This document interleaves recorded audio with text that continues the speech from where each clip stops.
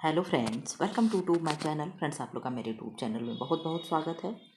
मैं उम्मीद करती हूँ आप लोग स्वस्थ होंगे, मस्त होंगे, पढ़ाई लिखाई में व्यस्त चल रहे होंगे। सैटरडे वाले दिन आप लोगों को क्लास नहीं मिला 10:40 पे, ठीक। मेरे पास समय नहीं था फ्राइडे को कि मैं क्लास रिकॉर्ड करूं, ठीक है। और पुरानी क्लास मेरे कुछ समझ में ना आए कि मैं कौन सा अपलोड कर चुकी हूं, कौन सा नहीं, ठीक है। आप कह सकते हो कि मेरे पास इतना टाइम नहीं था कि मैं ये चेक भी कर लूं, क्योंकि ऐसा नहीं कि पुरानी क्लासें थी नहीं। पुरानी एल टी प्री के टाइम में जब मैं तैयारी करवाई थी तो वहाँ की वो क्लासें थी जो जीके जीएस लास्ट समय में जो आप लोग का मैं प्रैक्टिस करवाई थी लास्ट समय में, ठीक है। वो सब क्लासें थी, ठीक। लेकिन आप कह सकते हो टाइम के अभाव बस, चाहे कुछ भी, सैटरडे को क्लास ऑफ रहा, ठीक है। तो आज क्या है, आज संडे स्पेशल है। क्या है, संडे का दिन है, संडे स्पेशल है। लेकिन चाहे संडे हो चाहे मंडे, आप लोगों को पता है अब हम लोग 30 क्वेश्चन जीके जीएस का करते ही करते हैं। भले ही अपने सब्जेक्ट का क्वेश्चन 30 हो, 40 हो, 50 हो। यस या नो? आपने कहा यस मैम, ये तो आप सही कह रही हैं। क्यों जीके जीएस पे इतना हम लोग फोकस कर रहे हैं? ताकि हमारे सब्जेक्ट की तरह ही हमारा जीके जीएस पे स्ट्रांग हो जाए, ठीक है। सब्जेक्ट आप लोग चाहे जितना भी मरी से मरी हाल में रहोगे तो भी अपना अपना परफॉर्मेंस ठीक करोगे, ठीक है, दिखाओगे, अपना अच्छा करोगे, अपना बेहतर दोगे, ठीक है। लेकिन रही बात जीके जीएस की, तो जीके जीएस 30 नंबर बहुत होते हैं, थोड़ा बहुत नहीं होते हैं। तो इसलिए हम लोग जीके जीएस पे काफ़ी ज़्यादा फोकस्ड हैं, या काफ़ी ज़्यादा हम लोग ध्यान दे रहे हैं, ठीक है। तो मेरे क्लास की ये आजकल विशेषता बन गई है कि जीके जीएस पे हमारा फोकस ज़्यादा है। बाकी जो आप लोग कोर्स ले रखे हो वहाँ पे आपका सब्जेक्ट चल रहा है, ठीक है। कल फ्राइडे वाले दिन क्या था, पीजीटी का, पीजीटी में क्या कंप्लीट हो गया, सीडी कंप्लीट हो गया, ठीक है। टीजीटी तो इसमें क्या क्या कंप्लीट हो गया, पीजीटी में तो सीडी कंप्लीट हो गया और ह्यूमन फिजियोलॉजी कंप्लीट हो गया। और टीजीटी में क्या चल रहा है, तो फूड एंड न्यूट्रिशन चल रहा है। ये भी दो तीन दिन में, 4 दिन में कंप्लीट हो जाएगा, फूड एंड न्यूट्रिशन। और क्या कंप्लीट हो गया है, ह्यूमन फिजियोलॉजी कंप्लीट हो गया, ठीक है। तो दो दो ब्रांच दोनों में कंप्लीट हो गया। अब पीजीटी में क्या मैं स्टार्ट करने वाली हूँ, तो अब टेक्सटाइल मंडे से आप लोगों को टेक्सटाइल से क्लास मिलेगा, ठीक है। किससे? टेक्सटाइल से आप लोगों को क्लास मिलेगा, ठीक है। तो टेक्सटाइल मैं वहाँ शुरू करने जा रही हूँ, क्योंकि मेरे पास ऐसे बच्चे हैं जो टीजीटी पीजीटी को दोनों परचेज किए हैं। किसको? टीजीटी और पीजीटी दोनों को लिए हैं, ठीक है। ऐसा कोई सिंगल बच्चा नहीं होगा जो पीजीटी लिया हो और टीजीटी ना लिया हो, ठीक है। ऐसे बच्चे तो हैं जो टीजीटी लिए हैं, पीजीटी नहीं लिए हैं। लेकिन ऐसा कोई बच्चा नहीं है कि जो पीजीटी लिया हो और टीजीटी का कोर्स ना परचेज किया हो, ठीक है। तो इसलिए मैं सोच रही हूँ कि सेम सेम चीज़ें चलाने का कोई मतलब नहीं है। एक ब्रांच इसमें चलाओ तो दूसरा इसमें चला दो, ताकि इससे दोनों कवर होते रहें। यस या नो? आपने कहा यस मैम, ये चीज़ें आपकी सोच बहुत अच्छी है, ठीक है। तो खैर कोई नहीं, चलो हम लोग पढ़ लेते हैं, ठीक है। थोड़ा सा मैं जीके जीएस तक मैं एक्सप्लेन करूँगी, उसके बाद एक्सप्लेन नहीं करूँगी, सब्जेक्ट आएगा, क्योंकि जानते हो संडे के दिन एक्सप्लेन नहीं होता है, ठीक। और आप लोगों को मॉडल पेपर दे दिया गया है, ठीक है। कहाँ दे दिया गया है मॉडल पेपर? आप वहाँ जा कर के अपना जो भी आपका क्वेश्चन होता है, 30 question GK GS with 90 question आपका क्या है सब्जेक्ट से, आप वहाँ पे आंसर आंसर कर सॉल्व करके पेपर ओएमआर पे आप अपना ओएमआर जितना जल्दी भेज दोगे उतना जल्दी मैं चेक करके रैंकिंग निकाल दूंगी। आप लोगों का वहाँ पे पड़ा हुआ है, ठीक है। जल्दी से आप लोग अपनी ओएमआर को भेज दो, ताकि आपकी काफ़ी समय से चेक की जा सके, ठीक। तो अब ये सारी बातें हो गई। जो नए बच्चे हैं चैनल को सब्सक्राइब कर दें, बेल आइकन को प्रेस कर दें, ताकि इस तरीके से महत्वपूर्ण वीडियो ना छूटे। अगर आप चाहते हो मेरे साथ जुड़ करके आप भी बैच ज्वाइन करना चाहते हो, तो आप मेरा कोर्स परचेज कर सकते हो, ठीक है। कोर्स परचेज करने के लिए टेलीग्राम आईडी क्लास में रेगुलर चलती है, पिन हुई रहती है, वहाँ से जाकर के आप इन्फॉर्मेशन ले सकते हो।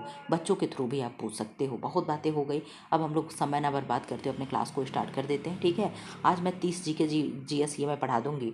उसके बाद आप लोगों को जो फ्राइडे के दिन जो मैंने क्लास आप लोगों को दिया था, उसमें क्या था, सब्जेक्ट वाइज वो जो जीआईसी का था, मैं उसे ही सॉल्व करा दूंगी, जो भी 50-60 क्वेश्चन बचे हैं, ठीक है। तो 90-30 का रेशियो तो नहीं मैं पूरा कर पा रही हूँ क्राइटेरिया, लेकिन फिर भी हाँ, कुछ अच्छे खासे क्वेश्चन है, 50-60 क्वेश्चन सब्जेक्ट से भी आपको मिलेंगे, ठीक है। तो चलो खैर कोई नहीं, पहले का आंसर करो।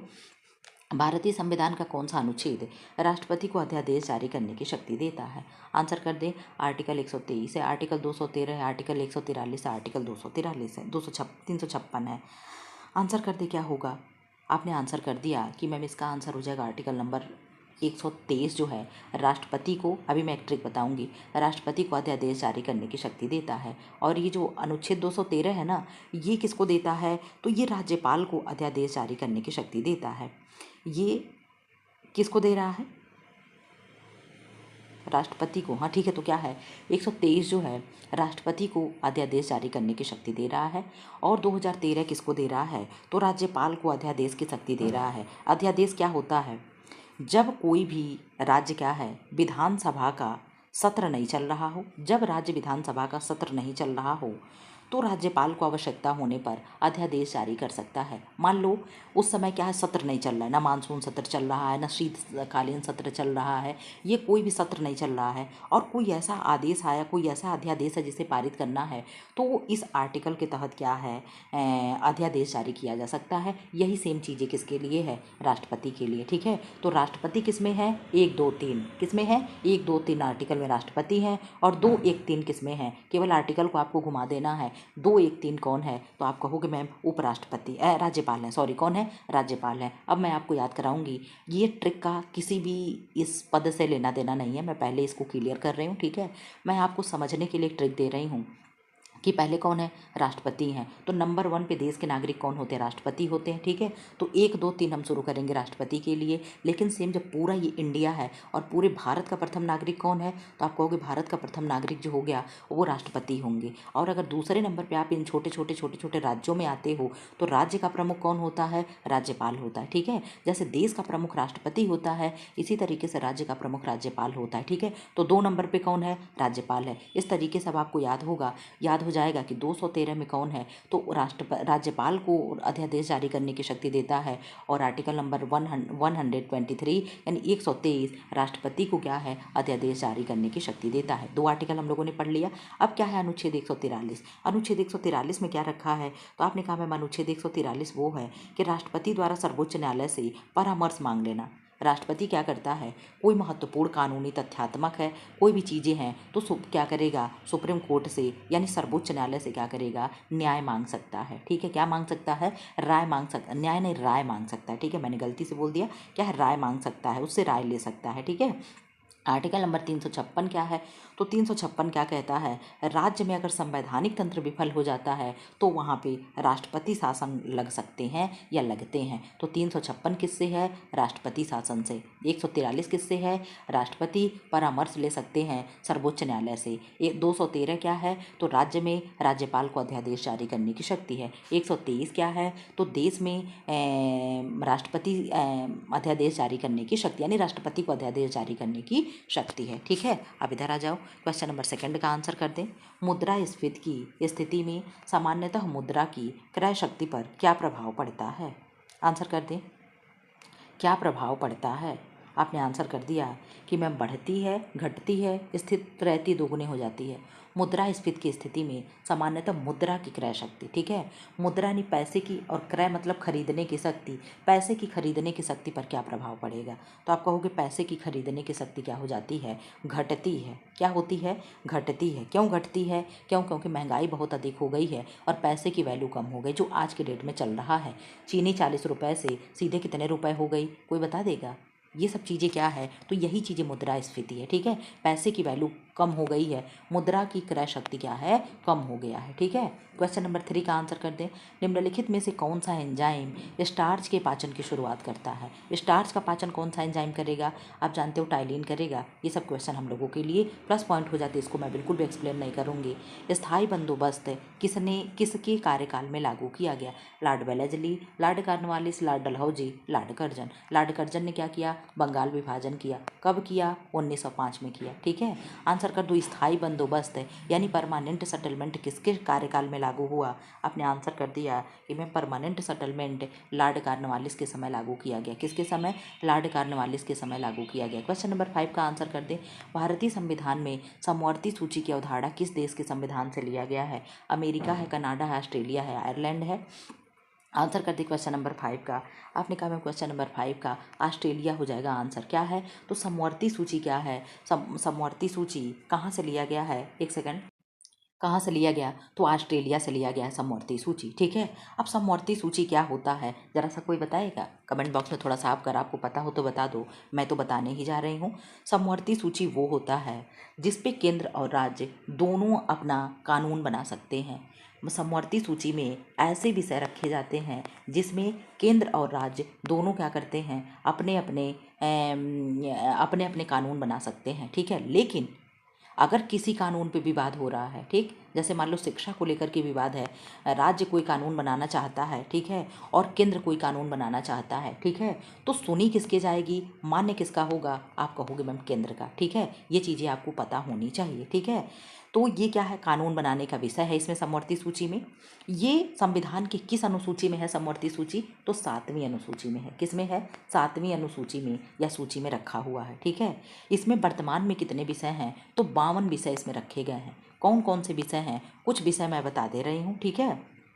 क्या होगा, कुछ विषय मैं बता दे रही हूँ। देखो, केंद्र और राज्य के कानून से अगर टकराव होता है तो सामान्यतः केंद्र का कानून ही प्रभावी होता है। ये कौन सा आर्टिकल कहता है, भाई ये कोई आर्टिकल तो कह रहा होगा ना। तो आपने कहा यस मैम, ये आर्टिकल नंबर 254 कहता है। कौन कहता है, आर्टिकल नंबर 254 ये कहता है। देखो, संविधान में हर बात एक आर्टिकल में कही गई है, ठीक है। उसके लिए एक अनुच्छेद, एक धारा आप पढ़ते हो और वही उसका मतलब होता है, ऐसे नहीं कोई कह दिया है, ठीक है। अगर ये कहा गया है कि अनटचेबिलिटी, ठीक है, यानी अस्पृश्यता उन्मूलन हो, तो किस आर्टिकल में है, आपने देखा आर्टिकल 17 है। तो कोई भी बात अगर वहाँ पे कही गई है तो बिना आर्टिकल के नहीं कही गई है। तो ये बात कही गई है कि केंद्र का कानून प्रभावी होगा अगर केंद्र और राज्य में टकराव होता है, तो ये आर्टिकल 254 में कही गई है, ठीक है। अब कुछ प्रमुख विषय आप देख लो, कौन कौन से विषय हैं। शिक्षा है, क्या है, शिक्षा है, वन है, विवाह और तलाक है, दत्तक ग्रहण और उत्तराधिकार है, श्रमिक कल्याण है, आपराधिक कानून है, बिजली है, जनसंख्या नियंत्रण है, प्रेस और मुद्रण है। ये कुछ इंपॉर्टेंट थी विषय जो मैंने आपको बता दिया। वीडियो रोक करके आप लिख सकते हो, ठीक है। अब इधर आ जाओ, क्वेश्चन नंबर 6 का आंसर कर दें। किसी धातु का विद्युत प्रतिरोध तापमान बढ़ने पर सामान्यतः क्या होता है, घटता है, बढ़ता है, शून्य हो जाता, अपरिवर्तित रहता है। क्वेश्चन नंबर 6 का आंसर कर दें। आपने कहा मैम बढ़ता है, क्या होगा, बढ़ता है, ठीक है। क्वेश्चन नंबर 7 का आंसर कर दें। रेपो रेट में वृद्धि का सामान्य उद्देश्य क्या होता है, रेपो रेट में वृद्धि का सामान्य उद्देश्य क्या होता है। आंसर कर दे, ऋण को सस्ता करना, मुद्रा आपूर्ति को बढ़ाना, महंगाई पर नियंत्रण करना, निर्यात को रोकना। रेपो रेट क्या होता है, आंसर कर दें। इसका आंसर क्या हो जाएगा, आपने कहा मैम हो जाएगा महंगाई पर नियंत्रण करना। क्या होगा, महंगाई पर नियंत्रण करना, ठीक है। क्या होगा, महंगाई पर नियंत्रण करना। निम्न में से, 8वें का आंसर करो, निम्न में से कौन सा यौगिक बेकिंग सोडा है, कौन सा यौगिक बेकिंग सोडा है। आपको आंसर करना है कि बेकिंग सोडा कौन सा यौगिक है, ठीक। बेकिंग सोडा कौन सा यौगिक है, Na2CO3, NaHCO3, NaCO3 और NaOH। बेकिंग सोडा का मतलब क्या हुआ, खाने वाला सोडा, बेक, ठीक है। और एक क्या होता है, कपड़ा धोने वाला सोडा होता है। तो आपने कहा मैम NaHCO3 क्या हो जाएगा, बेकिंग सोडा होगा। भारतीय संविधान में प्रस्तावना में समाजवादी और धर्मनिरपेक्ष शब्द किस संशोधन द्वारा जोड़े गए। आंसर कर दो, क्या होगा, किस संविधान संशोधन द्वारा जोड़ा गया। आंसर करिए, किस संविधान संशोधन में जोड़ा गया। तो आपने कहा कि मैम इसको बता दो, आप लोगों को ये चीज़ें पता तो होगी। आपने कहा यस मैम ये हमें पता है। 42वां संविधान संशोधन कब हुआ था, 1976 में। कब हुआ था, 1976 में, ठीक। जितने भी संशोधन हैं हम इनको थोड़ा सा आपको बताने की कोशिश करेंगे कि कब हुआ था और इसमें मेन चीज़ें क्या थीं, ठीक है। कब ये किया गया था और इसमें मेन चीज़ें थी क्या, ठीक है। तो 24वां संविधान संशोधन जो आपके स्क्रीन पे दिख रहा है, क्या दिख रहा है, 24 यानी 24वां संविधान संशोधन कब हुआ, 1971 में। नोट डाउन करके रख लेना, कब हुआ, 1971 में। इसमें मुख्य बात क्या थी, संसद की संविधान संशोधन करने की शक्ति को स्पष्ट किया गया, ठीक है। क्या किया गया, शक्ति को स्पष्ट किया गया। राष्ट्रपति के लिए संशोधन विधेयक पर साइन करना अनिवार्य कर दिया गया, ठीक है। तो अगर प्रश्न बन जाए कि कौन से संविधान संशोधन में राष्ट्रपति को शक्ति दी गई कि हर विधेयक पे वो साइन करेंगे, तो कौन से होगा, 24वां संविधान संशोधन जो 1971 में हुआ। पहली बात तो आपको ये भी याद कर लेना है, इस तरीके से मैच कराने के लिए दे देता है, ऐसे दे देगा आपके आगे 1944, 1976, 1978, 1971 और 1992। अब इनको मैच कराना है, जब आपको आता रहेगा तभी तो मैच कराओगे। तो ये भी चीज़ें नोट डाउन करके रखते रहना। 42वां संविधान संशोधन क्या हुआ और क्या जोड़ा गया है, 42वां संविधान संशोधन 1976, ये हमारे बच्चों को जो रेगुलर पढ़ रहे हैं इनको डेट रट गया है, ठीक है। इसमें क्या है, इसको मिनी कॉन्स्टिट्यूशन कहते हैं, यानी लघु संविधान की संज्ञा दी गई है। क्या, लघु संविधान की संज्ञा इसको दी गई है। लगभग बहुत से इंपॉर्टेंट कार्य जो हैं 42वां संविधान संशोधन के तहत किया गया, ठीक है। तो इसको क्या कहा गया, तो प्रस्तावना में समाजवादी, पंथ निरपेक्ष और अखंडता शब्द जोड़े गए तथा मौलिक कर्तव्य भी जोड़ा गया, ठीक है। इसके तहत मौलिक कर्तव्य जोड़ा गया। मौलिक कर्तव्य से तो आपका क्वेश्चन क्लियर हो गया होगा कि स्वर्णसिद्ध समिति के अनुशंसा पे जोड़ा गया। संविधान में मौलिक कर्तव्य नहीं थे, बाद में पहले 10 जोड़े गए, फिर बाद में 1 जोड़ा गया। इस तरीके से करके आज टोटल 11 मौलिक कर्तव्य हैं। ये आप लोगों को याद है? आपने कहा यस मैम हमें याद है। किस भाग में है, तो भाग 4A में रखा गया है। क्यों, यही ना है? आपने कहा यस मैम हम लोगों को ये चीज़ें पता है। अब 44वां संविधान संशोधन क्या है, तो 1978 है। क्या है, 1978 है। इसमें क्या है, इसमें क्या किया गया था, तो संपत्ति के अधिकार को क्या किया गया था, संपत्ति का अधिकार मौलिक अधिकार से हटा करके कानूनी अधिकार बना दिया गया। क्या बना दिया गया, कानूनी अधिकार बना दिया गया। किसको, संपत्ति के अधिकार को मौलिक अधिकार से हटाकर कानूनी अधिकार बना दिया गया। और किस आर्टिकल में रखा गया, तो 300A में रखा गया। कहाँ रखा गया, आर्टिकल नंबर 300A में रखा गया, ठीक है। जो संपत्ति का अधिकार था उसको 44वां संविधान संशोधन 1978 के तहत कानूनी अधिकार बना दिया गया, यानी क्या कर दिया गया, अनुच्छेद 301 में बनाया गया। आपातकाल से जुड़े प्रावधानों में बदलाव भी किए गए, ठीक है। अब क्या है, 73वां संविधान संशोधन कब हुआ, 1992 में। लागू कब होता है, 1993 में। ये चीज़ें आपने पढ़ा है? आपने कहा यस मैम ये चीज़ें हमने पढ़ा है, ठीक है। और इसके तहत क्या जोड़ा गया, तो इसके तहत संविधान में पंचायती राज संस्थाओं को संवैधानिक दर्जा मिला। क्या मिला, संवैधानिक दर्जा मिला। किस आर्टिकल से किस आर्टिकल में रखा गया है, तो 243 से 243O तक रखा गया है। ये चीज़ें आपको पता है? आपने कहा ये चीज़ें मैम हमें पता है। 29 विषय रखे गए हैं, ये भी आपको जानकारी लेनी है। भाग 9 में रखा गया है, आप ये भी जानते हो, यस या नो? आपने कहा यस मैम हम जानते हैं। और कौन सी अनुसूची जोड़ी गई 73वां संविधान संशोधन के तहत, तो 73वां संविधान के तहत 11वीं अनुसूची जोड़ी गई। कौन सी, 11वीं अनुसूची जोड़ी गई, ठीक है। कितनी अनुसूची आपके संविधान में है, तो आपने कहा मैम 22 अनुसूचियाँ हैं। क्यों, शेड्यूल आपके पास कितने हैं, तो आपने कहा मैम 22 भाग हैं, ठीक है। अनुसूची कितनी है, अनुसूची 12 है। एक सेकंड जरा सा, वो मैं कंफ्यूज हो रही थी। अनुसूची 12 ही है, ठीक है। कितनी अनुसूची हैं, 12 अनुसूची हैं। तो 11वीं अनुसूची 1993 में जोड़ा गया, अरे 1992 में 73वां संविधान संशोधन करके जोड़ा गया, ठीक है। और मैं भाग कितने हैं, तो भाग 22 हैं, जो मुझे याद आ रहा था, ठीक है। 11वीं अनुसूची में क्या है, पंचायत को रखा गया है, और जिसमें क्या है, आप कहोगे 29 विषय हैं, ठीक है। ये चीज़ें आपको पता चल गई। अब हम लोग नेक्स्ट क्वेश्चन पे चलते हैं, ठीक है। इस तरीके से आप लोगों को मैं जीके जीएस एक्सप्लेन करा करके आपका वो होने से पहले ही, ठीक है, वहाँ पे जब मैं बैच का कोर्स स्टार्ट करूँ उससे पहले आप इतना कुछ जीके जीएस में सीख लोगे, ठीक है। आप लोगों को इस चीज़ का धीरे धीरे एहसास भी हो रहा होगा कि मैम जीके जीएस से भी अब क्वेश्चन बनने लगे हैं और वहाँ भी पढ़ने में इंटरेस्ट आ रहा है, ठीक है। आप जानते हो संडे के दिन मैं एक्सप्लेन नहीं करती हूँ, लेकिन जीके जीएस के लिए ये अब लागू नहीं करता है, सब्जेक्ट में मैं एक्सप्लेन नहीं करूँगी, ठीक है। नर्मदा नदी का उद्गम किस स्थान से माना जाता है, महाबलेश्वर, अमरकंटक, मुल्ताई और त्र्यंबकेश्वर। आंसर कर दे क्या होगा, क्वेश्चन नंबर 10 का आंसर कर दें। थोड़ा सा मैं इसे एक्सप्लेन करने की कोशिश करूँगी, ठीक है, कि थोड़ा सा मैं इसे एक्सप्लेन करने की कोशिश कर सकती हूँ।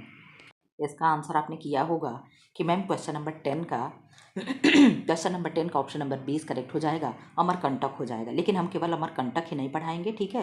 थोड़ा सा मैं एक्सप्लेन करूँगी, बहुत ज़्यादा नहीं, थोड़ा सा, ठीक। नर्मदा नदी क्या है, कहाँ पे पहले बहती ये बता दो, मध्य प्रदेश। ये अमरकंटक की पहाड़ी कहाँ है, तो मध्य प्रदेश, यानी भारती जी के यहाँ है, ठीक है। मध्य प्रदेश के अमरकंटक क्षेत्र में से होता है, ठीक है। यह वहाँ से निकलकर पश्चिम दिशा में बहती है और अरब सागर में गिर जाती है। क्या हुआ, पश्चिम सागर से इधर अरेबियन सी है, ठीक है, अरेबियन सी है। इधर क्या है, बे ऑफ बंगाल है। क्या है, बे ऑफ बंगाल है, ठीक है। तो बे ऑफ बंगाल है, तो यहाँ से क्या है, ये नदी निकल रही है और इधर की तरफ गिर जा रही है। तो किधर से किधर जा रही है, आप कहोगे मैम इधर क्या है, वेस्ट है और इधर ईस्ट है, तो ईस्ट टू वेस्ट ये नदी आ रही है, यानी पश्चिम दिशा में बहती है और अरब सागर में गिर जाती है। कौन सी नदी, तो नर्मदा नदी। कौन सी नदी, नर्मदा नदी। ये आपको पता होना चाहिए। देखिए एक बार से नर्मदा नदी के बारे में हम आपको आज जानकारी देंगे कि नर्मदा नदी है क्या। ठीक है, आपने जान लिया अमरकंटक की पहाड़ी से निकल रही है। अमरकंटक की पहाड़ी एमपी में है, किधर से किधर बह रही है, तो आप कहोगे मैम ईस्ट टू वेस्ट बह रही है, यानी पूरब से पश्चिम की ओर जा रही है। ठीक है, कहाँ? पूरब से पश्चिम की ओर जा रही है। मैंने लिखा भी गलत है, क्या है? पूरब से पश्चिम की ओर जा रही है और अरब सागर में क्या कर रही है? अपने जल को गिरा रही है। ठीक है, तो अब अगर हम प्रश्न पूछ लें कि क्या नर्मदा नदी में डेल्टा बनाती है, तो आप कहोगे नहीं। क्यों? क्योंकि जो जितनी भी इस तरीके से है तो ये ऊपर की ढलान बहुत तेज है, तो ये इतनी तेज़ी से आती हैं और क्या करती हैं, अपने उस पे मुहाने पे कुछ रोक करके डेल्टा नहीं बनाती, सीधे क्या करती हैं, ये एस्चुअरी बनाती हैं और कहाँ गिर जाती हैं, तो आप कहोगे मैम ये गिर जाती हैं कहाँ? ये खंभात की खाड़ी में, यानी खंभात की खाड़ी के माध्यम से अरब सागर के माध्यम से खंभात की खाड़ी में ये नदी गिर जाती है, अपना जल गिरा देती है। ठीक है, और इधर की जो नदियाँ होती हैं, इधर की नदियाँ क्या है, इधर थोड़ा क्या है, ढलान कम होने के नाते नदियाँ बहुत ऊंचाई से नहीं गिर पाती हैं, इसीलिए इधर की नदियाँ अपने मुहाने पे गाद इकट्ठा करके और डेल्टा का निर्माण करती हैं। क्या करती हैं? डेल्टा का निर्माण करती हैं। ये आपको पता होनी चाहिए। तो नर्मदा नदी के बारे में देख लो, ये मध्य प्रदेश की नदी है। ठीक है, और ये क्या है? प्रायद्वीपीय नदियों में से एक है। ठीक है, क्या है? प्रायद्वीपीय भारत, आप जानते हो इधर के भारत को प्रायद्वीपीय भारत कहते हैं, तो ये प्रायद्वीपीय नदियों में से एक है। ठीक है, इसकी लंबाई 1312 किलोमीटर है। कितनी है? 1312 किलोमीटर है। लंबाइयों से भी प्रश्न बनता है। गंगा नदी की लंबाई कितनी है? तो 2525 किलोमीटर है, आपको पता होना चाहिए। ठीक है, इस तरीके से लंबाई से भी प्रश्न बनता है। 1900 कुछ किलोमीटर किसकी है? तो ब्रह्मपुत्र नदी की है। तो ऐसे नदियों की आपको लंबाई भी आपको पता होना चाहिए। ठीक है, ये बहती है पूर्व से पश्चिम दिशा में। मुहाना क्या है? तो अरब सागर की खंबात की खाड़ी में किन किन राज्यों से बहती है नर्मदा नदी? तो आप जान लो ये क्या है, मुख्यतः एमपी और गुजरात में बहती है। कुछ हिस्सा इसका क्या है, महाराष्ट्र की सीमा से भी टच कर जाता है। ठीक है, इसकी सहायक नदियाँ कौन कौन सी हैं? तो नर्मदा की सहायक नदी कौन कौन सी हैं? नर्मदा की सहायक नदियों में तवा है, हिरन है, शेर है, शक्कर है, दूधी है। इन सबों को बहुत पूछा जाता है। आप अगर कहीं भी जीके जीएस आपका एग्जाम दिए होंगे, कहीं भी आया होगा, तो ये सब सहायक नदियाँ बहुत तेज़ी से पूछी जाती हैं। इसकी नदियाँ स्पेशली नर्मदा हो गई, ताप्ती हो गई, ठीक है, इन गंगा हो गई, इन नदियों के सहायक, और ब्रह्मपुत्र हो गया, इन सब के सहायक नदियाँ पूछी जाती ही जाती हैं। तो आप नोट कर लो, बहुत ज़्यादा नदियाँ हैं सहायक, लेकिन मैं कुछ ही नोट करा रही हूँ। तवा है, क्या है? हिरन है, दूधी है, क्या है? दूधी है, शक्कर है, ठीक है, क्या है? शक्कर है, ठीक है, और क्या है?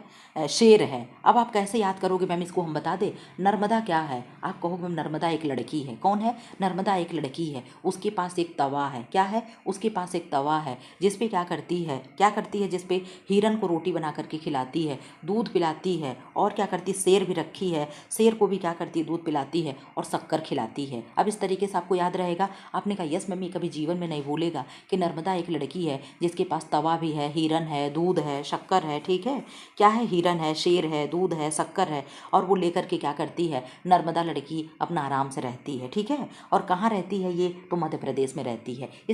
किस पहाड़ी पे रहती मैम? तो अमरकंटक की पहाड़ी पे रहती है, और वहीं इन सबों के साथ अपना जीवन यापन करती है। 1312 किलोमीटर उसकी लंबाई है मैम। इस तरीके से आप कुछ भी याद कर लोगे। ये उस नदी पे एक बहुत अच्छी परियोजना बनी है, जो कौन सी परियोजना है? तो सरदार सरोवर बांध बना हुआ है। क्या है? सरदार सरोवर बांध बना हुआ है, और एक जलप्रपात बना हुआ है जो धुआंधार जलप्रपात के नाम से जाना जाता है, भेड़ाघाट जबलपुर में बना हुआ है। इतनी जानकारी सफिशियंट है, वीडियो पॉज करके नोट डाउन करके लिख लोगे तो एग्जाम में नर्मदा नदी से, इससे बाहर आपके एग्जाम में फिलहाल क्वेश्चन मैं नहीं जाने दूंगी। आज आपका एक नदी मैंने कंप्लीट करा दिया जिसकी नाम है नर्मदा नदी। इसी तरीके से धीरे धीरे मैं आप लोग को कंप्लीट करा दूंगी। मैंने आपसे कहा ना कि मेरा भूगोल बहुत ही अच्छा था, भूगोल और पॉलिटी दो सब्जेक्ट मेरे बहुत अच्छे थे। ठीक है, मैं जीके जीएस की जब तैयारी करती थी, हिस्ट्री मेरी थोड़ी सी वीक थी। ठीक है, साइंस, होम साइंस की वजह से, चाहे कह लो कुछ भी कह लो, साइंस में बायो वगैरह भी ठीक था। ठीक है, केमिस्ट्री भी ठीक था, फिजिक्स बहुत टफ है, फिजिक्स मुझे नहीं बहुत ज़्यादा आती है। ठीक है,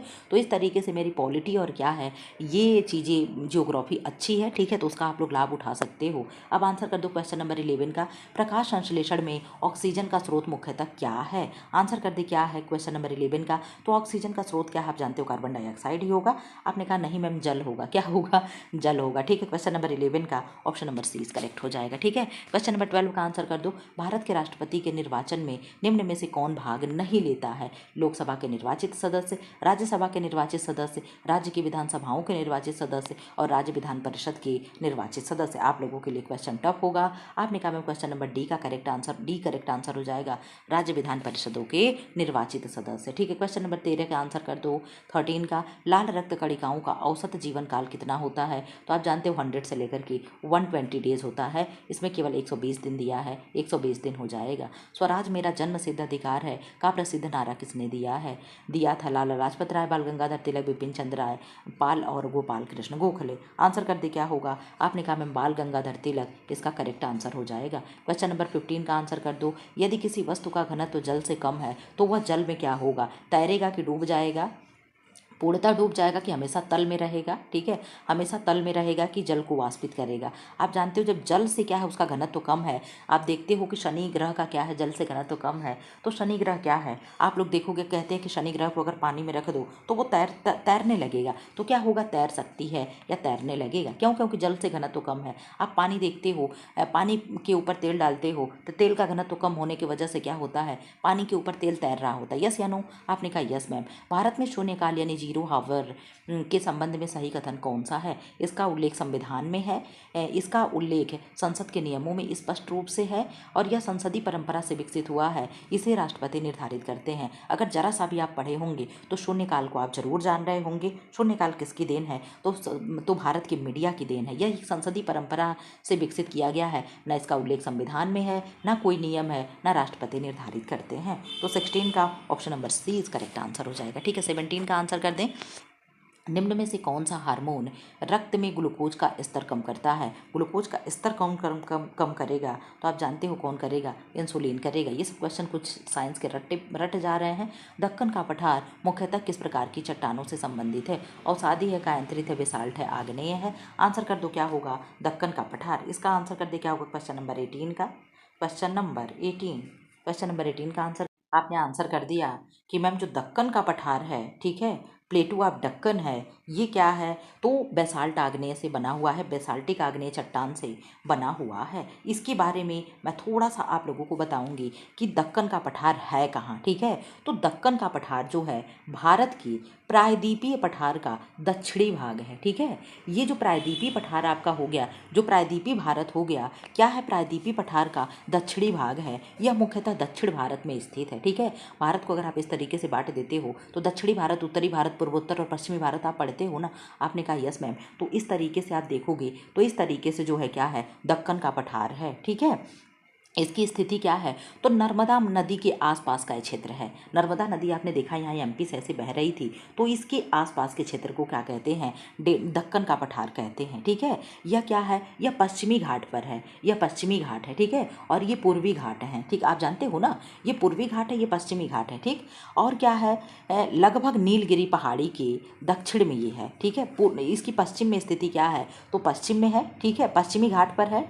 ठीक, और पूर्वी घाट, पश्चिमी घाट पर भी है, पूर्वी घाट पर भी थोड़ा जाएगा, और दक्षिण में क्या है? लगभग नीलगिरी पहाड़ी तक ये फैला हुआ है। यानी इसके बताने का मतलब ये है कि आप इस तरीके से प्रायद्वीपीय भारत देख रहे हो तो थोड़ा सा पश्चिमी घाट पे है, थोड़ा सा पूर्वी घाट पे है, और नीचे क्या है? केरल में आप जानते हो इस तरीके से नीलगिरी की पहाड़ियाँ हैं। तो नीलगिरी पहाड़ियों तक क्या है? इसका मतलब इसका पहुँच है या इसका दायरा है। ठीक है, तो कहने का मतलब यही है इसका क्या है? इसका आकार त्रिभुजाकार है। आप देख रहे हो मैं जब भी बना रही हूँ तो इस तरीके से बना रही हूँ। तो दक्कन का पठार कैसा है? त्रिभुजाकार है। प्रश्न ऐसे भी बन सकता है कि दक्कन के पठार का आकार कैसा है? तो आप कह सकते हो त्रिभुजाकार यानी ट्रायंगल है। ठीक है, यह किससे बना हुआ है? तो यह लावा से बना हुआ है। जब क्या होता, आपने देखा ना, बेसाल्टिक आग्नेय से। ठीक है, तो क्या होगा?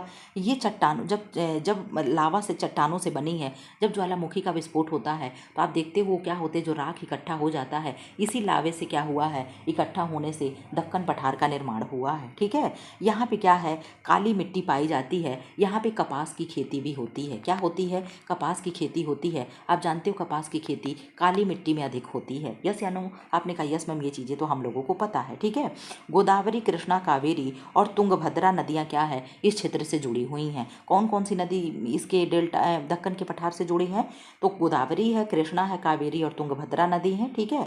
दक्कन का पठार सामान्यतः पश्चिम से पूर्व की ओर ढलान वाला है। पश्चिम क्या है, आप कहो मैम पश्चिम ये है, पूर्व ये है, ठीक है। तो पश्चिम के पूर्व की ओर क्या है, थोड़ा सा ढलान लिए हुए है। तो दक्कन का पठार आप जान गए क्या क्या चीज़ें हैं, कहाँ है, यस या नो, किससे बना है, ये सब चीज़ें कहाँ से कहाँ तक फैला, पूर्वी घाट पे, पश्चिमी घाट पे और नीचे नीलगिरी पहाड़ी को टच कर रहा है। ये सब चीज़ें छोटी छोटी जानकारी बूंद बूंद से घड़ा पड़ता है, आप लोगों को पता होना चाहिए, ठीक है। अब इधर आ जाओ, क्वेश्चन नंबर 19 का आंसर कर दो। भारत में मौद्रिक नीति समिति MPC में कुल कितने सदस्य होते हैं? आंसर कर दो, कुल कितने सदस्य होते हैं? 4 हैं, 5 है, 6 है, 7 है। तो 19 का आपने आंसर कर दिया ma'am, option number C is correct हो जाएगा। क्या होगा? Option number C is correct हो जाएगा। क्वेश्चन नंबर 20 का आंसर कर दो। निम्न में से कौन सा रोग मुख्यतः वायरस के कारण होता है? टाइफाइड है, हैजा है, तपेदिक है, डेंगू है। 20 का आंसर कर दिया आपने, कहा मैम 20 का option number D is correct answer हो जाएगा, डेंगू हो जाएगा। क्या होगा? डेंगू जो है वायरस से फैलने वाला रोग है। बाकी टाइफाइड है, साल्मोनेला टाइफी जीवाणु है, हैजा विब्रियो कॉलेरा है। तपेदिक क्या है? तो तपेदिक तो टीबी होता है। क्यों यहाँ पे चीज़ें गलत लग रही हैं क्या? क्योंकि आप जानते हो तपेदिक क्या है, लेकिन डेंगू भी, डेंगू का आप लोग बताना, तो कमेंट बॉक्स में इसको बताना। तपेदिक मतलब टीबी हो गया ना, तो टीबी हाँ ठीक ठीक ठीक ठीक सही है, ट्यूबरकुलोसिस माइकोबैक्टीरियम, ठीक है ठीक है, ये भी बैक्टीरिया, गुड गुड गुड सही है, ये क्वेश्चन सही है, option number D is correct है। मैं वहाँ पे चली गई, जानते हो मेरे दिमाग में क्या चला, मैं पढ़ रही हूँ टीबी और मेरे दिमाग में वो चेचक घूम रहा है, ठीक है, चेचक घूम रहा था, ठीक। खैर कोई नहीं, कन्फ्यूजन क्लियर हो गया। आपका 20 क्वेश्चन ये आपका आंसर की है, ठीक है। अब आ जाओ 21 से देख लेते हैं। क्वेश्चन नंबर 21 क्या है, ठीक है। फटाफट 30 क्वेश्चन कर लो, आधा घंटा तो होगा एक्सप्लेन करने में आज। लेकिन आज का क्लास ना जीके जीएस का बहुत ही अच्छा था। दो टॉपिक आप लोगों को मैंने कंप्लीट कराया। एक तो नर्मदा नदी आपकी कंप्लीट हुई, दूसरा आपका दक्कन का पठार कंप्लीट हुआ, ठीक है। भारत के संविधान में संघ और राज्यों के बीच विधायी शक्तियों का विभाजन किस अनुसूची में किया गया है? 5वीं शेड्यूल यानी 5वीं अनुसूची, 6वीं है, 7वीं है, 8वीं है। 21 का आपने कहा में ऑप्शन नंबर सी करेक्ट हो जाएगा। 7वीं अनुसूची में क्या है? राज्य और संघ के बीच विधायी शक्तियों का विभाजन किया गया है, ठीक है। क्वेश्चन नंबर 22 का आंसर कर दें। राज्यसभा में राज्यों का प्रतिनिधित्व किस आधार पर निर्धारित किया जाता है? सभी राज्यों के समान सीट, जनसंख्या के आधार पर, क्षेत्रफल के आधार पर, विधानसभाओं के सदस्यों के आधार पे। आप जानते हो यूपी में सबसे अधिक जनसंख्या है, ठीक है। जनसंख्या के आधार पे विधानसभा में प्रतिनिधि करने वाले राज्यसभा के इस तरीके से सीटों का आवंटन किया जाता है, जनसंख्या के आधार पे। आप देखते हो जितनी भी सीटें हैं लोकसभा में, राज्यसभा में, विधान परिषद में, विधानसभा में, हर जगह यूपी की ही सीटें अधिक है, ठीक है। यूपी की सीटें अधिक है। मैं नंबर लिख रही हूँ, आप लोग बताना ये सीटें कहाँ कहाँ की हैं, ठीक है। 403, 403, 31, ठीक है, 403, 31 और 100, ठीक है। ये 3 को आपको बताना है कि कहाँ कहाँ की सीटें हैं, ठीक है। 403, 31 और 100, 3 केवल बता दो, एक और होता लेकिन एक मैं नहीं पूछ रही हूँ। आप तीनों को बता दे कौन कौन सी सीटें हैं। नहीं अभी जान रहे हो तो नेट से सर्च करके कमेंट बॉक्स ऑफ हो जाए, तब आप क्लास आपका ऑफ हो जाए तब आप वहाँ पे आंसर कर देना, लेकिन कर जरूर देना, ठीक है। क्वेश्चन नंबर 22 का आंसर कर दो, क्या होगा? आपने कहा मैम 20 करेक्ट आंसर हो जाएगा। जनसंख्या के आधार पर ये सब बंटवारा होता है। भारत में किसी विधेयक को धन विधेयक घोषित करने का अंतिम अधिकार किसके पास होता है? धन विधेयक है कि नहीं, ये सब बहुत इंटरेस्टिंग टॉपिक है, मैं पढ़ाऊंगी तो पढ़ाऊंगी। राष्ट्रपति, प्रधानमंत्री, लोकसभा अध्यक्ष और वित्त मंत्री। आप जानते हो धन विधेयक के मामले में लोकसभा सर्वोच्च होता है। कौन होता है? लोकसभा सर्वोच्च होता है। आपको पता है कि नहीं? आपने कहा यस मैम हमें पता है। तो लोकसभा का अध्यक्ष, ठीक है, यह अंतिम अधिकार देता है कि धन विधेयक है कि नहीं। देखो धन विधेयक पारित होने के लिए एकदम मेन अधिकार, पूरा पावर लोकसभा को दिया गया है। इसमें लोकसभा मेन है, राज्यसभा के पास जाता है। अगर राज्यसभा उसे स्वीकृति देता है तो, नहीं देता है तो ये अपने आप ही पारित हो जाता है, कोई मतलब नहीं है। क्यों? क्योंकि लोकसभा के पास इतना अधिकार दिया गया है कि ये क्या है, धन विधेयक को अपने आप ये सब पारित करवा लेते हैं, ठीक है। 23 का सी हो गया। अब आ जाओ 24 का आंसर कर दें। 1857 के विद्रोह के दौरान कानपुर का विद्रोह का नेतृत्व किसने किया था? कुंवर सिंह, नाना साहेब, बेगम हजरत महल, खान बहादुर खान। कुंवर सिंह कहाँ का किए थे? तो बिहार का किए थे। क्यों? आपने कहा यस मैम बिहार का। नाना साहब कहाँ का किए थे? तो कानपुर का किए थे। किसका? कानपुर का। बेगम हजरत महल कहाँ का की थी? तो लखनऊ से की थी, ठीक है। और खान बहादुर खान किए थे, कहाँ से किए थे? कमेंट बॉक्स में आप आंसर करोगे, ठीक है। तो फिलहाल 24 का ऑप्शन क्या हो जाएगा, आंसर क्या हो जाएगा? जाएगा। आपने कहा मैम नाना साहेब इस करेक्ट आंसर हो जाएगा। ठीक है, 25 का आंसर कर दे। हड़प्पा सभ्यता में प्रसिद्ध महान स्नानागार कहाँ से प्राप्त हुए? हड़प्पा, लोथल, मोहनजोदड़ो, कालीबंगा। आंसर कर दे क्या होगा? आपने कहा मैम 25 का ऑप्शन नंबर सी करेक्ट हो जाएगा। मोहनजोदड़ो से महान या विशाल स्नानागार प्राप्त हुए। इल्वर्ट विल विवाद किस वायसराय के काल से संबंधित है? Lord Latin, Lord ripen, Lord Curzon, Lord Dufferin. 26 का क्या होगा? आपने कहा मैम 26 का ऑप्शन नंबर 20 करेक्ट हो जाएगा। लॉर्ड रिपेन इल्वर्ट विवाद से संबंधित थे। ठीक है, क्वेश्चन नंबर 27 का आंसर कर दें। निम्न में से किस आंदोलन का प्रमुख उद्देश्य नमक कानून का विरोध करना था? असहयोग आंदोलन, सविनय अवज्ञा आंदोलन, भारत छोड़ो आंदोलन, स्वदेशी आंदोलन। आंसर कर दे क्या होगा? क्वेश्चन नंबर 27 का आंसर कर दें। आपने कहा मैम 20 करेक्ट आंसर हो जाएगा। सविनय अवज्ञा आंदोलन हो जाएगा। भारत छोड़ो आंदोलन कब हुआ था? 1942 में। ठीक है, स्वदेशी आंदोलन कब हुआ था? 1905 में। असहयोग आंदोलन कब हुआ था? ठीक है, और सविनय अवज्ञा आंदोलन, ये दो का कमेंट बॉक्स में आप मुझे आंसर करोगे। अभी कर दो या तो बाद में कर देना, इनका सन बता देना। ठीक है, तो 27 का क्या आंसर हो जाएगा? आपने कहा मैम 20 करेक्ट आंसर हो जाएगा। ठीक है, क्वेश्चन नंबर 28 का आंसर कर दें। भारत में सर्वाधिक क्षेत्रफल पर कौन सा मिट्टी पाई जाती है? काली मिट्टी, लाल मिट्टी, जलोढ़ मिट्टी और लेटराइट मिट्टी। तो सबसे अधिक मात्रा में अगर देखोगे कौन सी मिट्टी पाई जाती है तो जलोढ़ मिट्टी पाई जाती है। क्या होती है? जलोढ़ मिट्टी पाई जाती है। 29 और 2 क्वेश्चन, सेकंड लास्ट क्वेश्चन आपका जीके जीएस का बचा है। आधा घंटा से ऊपर तो आपके 30 क्वेश्चन जीके जीएस ही चले गए। पश्चिमी घाट की तुलना में पूर्वी घाट की प्रमुख विशेषता क्या है? पश्चिमी घाट की तुलना में, इसके तुलना में पूर्वी घाट की अधिक विशेषता क्या है? अधिक सतत है, अधिक ऊंचा है, अधिक असतत है, कोई नदी नहीं बहती। तो ऐसा तो है ही नहीं, बहुत नदियाँ इधर बहती हैं। ठीक है, और अधिक सतत है। आंसर कर दे 29 का। आपने कहा मैम अधिक असतत है। जानते हो क्या है? कटी फटी, चटी पटी, इस तरीके से। ठीक है, ऊबड़ खाबड़, कटी फटी। आप देखोगे जब मैप देखोगे इधर उधर पश्चिम बंगाल से इधर जब पूर्वोत्तर की तरफ देखोगे तो इधर का बहुत ही, और इधर का क्या है, ऊंची होने की वजह से क्या है, यहाँ पे नदियाँ बहुत एकदम स्पष्ट गिर जाती हैं। तो ये नदी कटा फटा नहीं है। ठीक है, ये नदी पूरा एकदम, अरे ये तट एकदम पूरा ठीक ठाक है। लेकिन पूर्वी तट क्या है, जगह जगह से कटे फटे हैं। क्यों? क्योंकि नदियाँ जो होती हैं इधर आते स्पीड इनका कम हो जाता है। इधर ढलान, इधर मतलब जगह उनका सही नहीं बैठता है, और इधर से क्या करती, इधर अपने तट को काट छाट करके टेढ़ा मेढ़ा बनाती हैं। ठीक है, तो यह क्या है, यह अधिक असतत है। ठीक, आपका लास्ट क्वेश्चन 30 क्वेश्चन। निम्न में से कौन सी नदी ब्रंज घाटी यानी रिफ्ट वैली से होकर बहती है? गंगा नदी, यमुना, नर्मदा और घाघरा। तो आपका इसका आंसर बहुत क्लियर होगा कि नर्मदा नदी होगा मैम। आज नर्मदा नदी से हमारा पाला बहुत बड़ा है। नर्मदा कौन है? तो अमरकंटक पे एमपी में एक लड़की रहती है जो शेर है, हिरन है, दूध है, शक्कर है, सबको लेकर के, और तवा है, सबको लेकर के घूमती रहती है। कितने अच्छे से मैंने याद करा दिया ना। आप लोग इस पर ज़रा सा थंब भेज दो कि वाकई मैम आपने बड़ी, मैं ऐसे ही आप लोगों को जीके जीएस याद करवा दूंगी। आप मुझ पर ट्रस्ट तो करो। जो बच्चे ट्रस्ट दिखाए हैं उनका जीके जीएस में भी कॉन्फिडेंस बढ़ रहा है। ठीक है, कमेंट बॉक्स में ज़रूर कमेंट लिख देना कि यस मैम, अभी नहीं, ठीक, जब क्लास ऑफ हो जाए तब जितने बच्चे देख रहे हैं सबका मैं कमेंट पढ़ूंगी कि यस मैम आप अच्छे से पढ़ा रही हो। ठीक है, कुछ तुम लिख दोगे कि हाँ ट्रिक से पढ़ा रही हो, कुछ भी कर रही हो, कि अच्छा लग रहा है, ये सब चीज़ें कुछ तो 2 शब्द जरूर लिखना है। ठीक है, खैर कोई नहीं, 1 सेकंड का टाइम दो, आपका पीडीएफ मैं ओपन कर लूँ। चलिए आंसर करिए। मुझे लगा वो पीडीएफ ओपन हो जाएगा, लेकिन वो पीडीएफ ओपन ही नहीं हुआ। मैं 10-12 मिनट तक मैं कंटिन्यू समय भी बर्बाद की, क्लास नहीं पीडीएफ ओपन हुआ। ठीक है, फिर मैं दूसरा किताब लेकर आई, फ़ोटो खींची, फ़ोटो खींच करके फिर मैं आपको ये क्वेश्चन करा रही हूँ। ठीक है, तो फटाफट आंसर करना। ठीक, खैर कोई नहीं, क्वेश्चन करने से मतलब है। ठीक है, बीसीजी का टीका डैश डैश पर दिया जाता है और डैश से बचाव करता है। कब, कितने समय पे दिया जाता है और किससे बचाव करता है? इसमें मैं आप लोग को बिल्कुल भी टाइम नहीं दूंगी क्योंकि संडे है। केवल जीके जीएस पे मैं एक्सप्लेन संडे के दिन कर रही हूँ, बाकी दिन नहीं। आपने कहा मैम जन्म से 6 सप्ताह हुए क्या? आंसर कर दो तो। आपने कहा यस मैम, जन्म से क्या है, जन्म पर देते हैं और 6 रोग पर देते, कोई भी टाइम नहीं है। जन्म के तुरंत बाद देते हैं, 1 घंटे बाद देते हैं, 24 घंटे बाद देते हैं, कोई ऐसा नहीं है कि 6 सप्ताह बाद देते हैं। तो कोई इस आंसर को तो लगा नहीं देगा। ठीक है, बहुत होशो हवास में आप लोग आंसर करना। क्वेश्चन नंबर 2 का आंसर कर दो। अंकुरण संबंधी निम्नलिखित कथन गलत है। क्या कथन गलत है? 3 सही है, कोई एक गलत है। यह स्टार्च को सरल कार्बोहाइड्रेट में परिवर्तित करता है। आवश्यक और गैर आवश्यक अमीनो अम्ल का अनुपात नहीं बदलता। इस प्रक्रिया के दौरान निष्क्रिय एंजाइम सक्रिय हो जाते हैं। टैनिन और फाइटेट इस प्रक्रिया में टूटते हैं। क्वेश्चन नंबर 2 का क्या हो जाएगा? आपने कहा ऑप्शन नंबर 20 करेक्ट हो जाएगा। नहीं, ये गलत है, बाकी सब सही है। क्या सही है? अंकुरण संबंधी क्या कथन सही है? यह स्टार्च को सरल कार्बोहाइड्रेट में परिवर्तित करता है। इस प्रक्रिया के दौरान निष्क्रिय एंजाइम सक्रिय हो जाते हैं। टैनिन और फाइटेट इस क्रिया में टूट जाते हैं। ठीक है, ये इसका सही हो जाएगा। क्वेश्चन नंबर 3 का आंसर कर दे, हरलाख के अनुसार पूर्व बाल्यावस्था की अवधि है। आंसर करो, फटाफट आंसर करो, मैं ऑप्शन नहीं बताऊंगी, केवल मैं आंसर को टिक करते चलूंगी।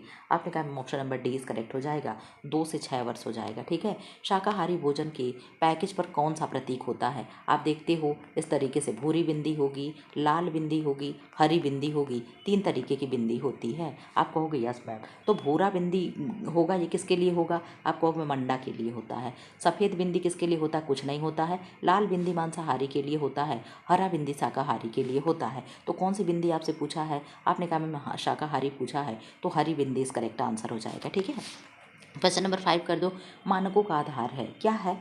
आपने कहा मैम साधन मूल्य और लक्ष्य हैं। क्या है? साधन मूल्य और लक्ष्य हैं। बहुत अच्छा, आपका ये टेस्ट सीरीज है, आप सॉल्व करते रहो।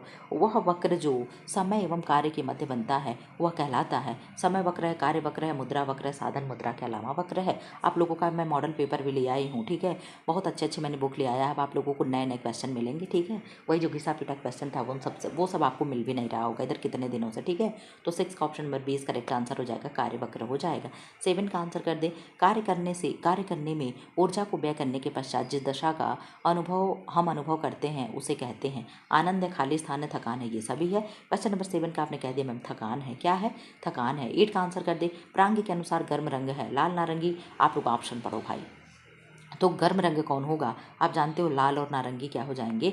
गर्म हो जाएंगे। हरा और पीला क्या है? तो पीला भी गर्म ही होता है। ठीक है, नीला और पीला क्या है? तो ये भी पीला भी गर्म होता है। आप जानते हो कौन से कलर होते हैं जो ठंडे होते हैं? नीला हो गया, हरा हो गया, सब ठंडे कलर होते हैं। 9 का आंसर कर दो, दालों में किस आवश्यक अमीनो अम्ल का अभाव होता है? आंसर करें क्या होगा क्वेश्चन नंबर 9 का? आपने कहा मेथियोनिन का अभाव होता है। क्या होगा? मेथियोनिन का अभाव होगा। मेथियो कैसा होता है? तो सल्फर युक्त होता है। ठीक है, ये भी चीज़ें आपको पता होनी चाहिए। 1 सेकंड का टाइम दे दो। ठीक, आंसर कर दो। क्वेश्चन नंबर 10 का आंसर कर दे, कैलोरी है। कैलोरी क्या है? आंसर करो, कैलोरी क्या है? आपने कहा मैम कैलोरी ऊर्जा की वह मात्रा जो 1 ग्राम जल का 1 डिग्री सेल्सियस बढ़ाने के लिए आवश्यक होती है। एक पोषक तत्व है, एक पोषक है, एक बिंदु प्रणाली जो किसी आहार विज्ञानी के द्वारा खोजी गई है। इनमें से कोई नहीं है, इसका आंसर हो जाएगा। ठीक है, कैलोरी क्या है इस हिसाब के अनुसार ऑप्शन के हिसाब से कुछ नहीं है। आपकी किताब में option number D is correct answer दिया। ठीक है, 11 का आंसर कर दे, क्या होगा क्वेश्चन नंबर 11, निम्न में से कौन सी एक दृश्य शब्द सामग्री है? दृश्य भी और श्रव्य भी, यानी देखो भी सुनो भी। आपने कहा मैम देखो और सुनो क्या होगा? तो देखो और सुनो केवल ड्रामा होगा। ड्रामा लोग करते हैं, कहते हैं अरे बहुत ड्रामा कर रहे हो। ठीक है, तो देखते भी हैं, सुनते भी हैं। ठीक है, 12 का आंसर कर दो, रिकेट्स किसकी कमी के परिणाम स्वरूप होता है? तो आप जानते हो कैल्शियम में विटामिन डी या हार्मोन है का? कोई अगर देखेगा फटाक से कह देगा मैम विटामिन डी है, लेकिन option number C is correct हो जाएगा। 12 का क्या होगा? कैल्शियम और विटामिन डी दोनों होते हैं। कल ही अभी आप लोगों के बैच में ये चीज़ें मैं पढ़ाई थी। 30 का आंसर कर दे, जंतु प्रोटीन स्रोत वनस्पति प्रोटीन स्रोत से उत्तम होते हैं क्योंकि इसमें होता है, क्या होता है? एनिमल प्रोटीन अच्छे होते हैं, आपको पता है, किससे? वेजिटेबल प्रोटीन के अपेक्षा। तो क्या होगा? आपने कहा मैम उत्तम संतुलित अमीनो अम्ल होते हैं। 14 का आंसर कर दें, जिन डिजाइनरों को पारंपरिक डिजाइन और उनके डिजाइन से डिजाइन के विचार मिलते हैं वे परंपरा और संस्कृत की विशेषता को दर्शाते हैं, वे क्या कहलाएंगे? क्लासिकिस्ट कहलाएंगे, यथार्थवादी, आदर्शवादी, प्रभावित। 14 का आपने आंसर कर दिया मैम, क्लासिकिस्ट कहलाएंगे। फटाफट आप लोग आंसर करो, मुझे 90 क्वेश्चन करा देना आप लोगों को। वह नमूना जिसे रेड टैग सील नमूना भी कहा जाता है, प्रस्तावना नमूना, फ्रिट नमूना, ये सब क्वेश्चन नए हैं, हवा नहीं लग रहा होगा। आपने कहा मैम प्री प्रोडक्शन नमूना। ठीक है, 16 का आंसर कर दे, जिन खाना शब्द का कढ़ाई में क्या अर्थ है? हल्की मंद ध्वनि जो सुनती है, जो सुई बनाती है, हल्की बनावट, हल्का डिजाइन, और क्या है? कोई नहीं। 16 का आंसर कर दे, आपने कहा मैम हल्की मंद ध्वनि जो सुई बनाती है। ठीक है, जिन खाना। ठीक है, 17 का आंसर कर दे, जैसलमेर में निर्मित पेंच वर्क की बनी रजाई क्विल्ट कहलाती है, क्या है? क्लोच है, राली है, पिपली है और एस्कोट है। 17 का आपने कहा मैम ऑप्शन नंबर ए इस करेक्ट हो जाएगा, क्लोच है। बहुत अच्छे अच्छे क्वेश्चन नोट डाउन करके कहीं रख लेना। 18 का आंसर कर दो, बिहार की किस प्रकार की कढ़ाई पंजाब के बाग से मेल खाती है? सुजनी है, भरत है, कांथा है, कोई नहीं है। 18 का आपने कहा मैम ऑप्शन नंबर ए इस करेक्ट हो जाएगा, सुजनी है। ठीक है, एस्बेस्टॉस है, क्या है एस्बेस्टॉस? प्राकृतिक रेशा, मानवकृत खनिज। तो क्या आप जानते हो क्या हो जाएगा? खनिज रेशा कहीं दिया है, आपने कहा यस मैम प्राकृतिक खनिज रेशा हो जाएगा। क्यों? प्राकृतिक होगा कि मानव निर्मित होगा? आपने कहा मैम प्राकृतिक ही होगा। ठीक है, क्वेश्चन नंबर 19 हो गया। अब क्वेश्चन नंबर 20 का आंसर कर दो। क्वेश्चन नंबर 20, रेशा जो अग्नि से रेशा जो अग्नि से प्रभावित होता नहीं, अम्ल का असर नहीं होता और प्लायबल होता है वह है। ना उस पर अग्नि का प्रभाव पड़ेगा, ना क्षार, ना अम्ल का। तो आपको मैम केवल ओनली और ओनली एस्बेस्टस हो जाएगा, यानी 20 का option number C is correct हो जाएगा। क्या होगा? Option number C is correct हो जाएगा। 21 का आंसर कर दे, क्या होगा? करघे पर से उतरने के उपरांत कपड़े को कोई गीली या सूखी परिसज्जा न दी गई हो, उसे क्या कहते हैं? ग्रीन गुड, नीला good, grey good, male good. Answer करें 21 का।